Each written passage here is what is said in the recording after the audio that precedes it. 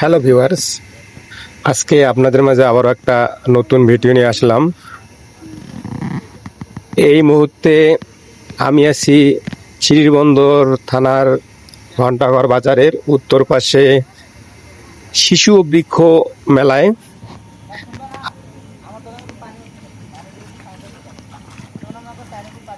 সোনামণি হয় কই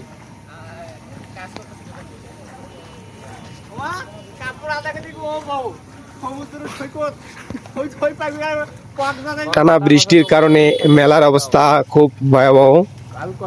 দেখুন, বর্তমানে মেলায় হাঁটু জল, সারাক্ষণ দুটো ছাম্বাক চাল চালায় রাখেও পানি কমাতে পারছে না। সম্ভবত মেলা কমিটি মেলা বন্ধ করে দেবে। অবস্থা খুব ভয়াবহ।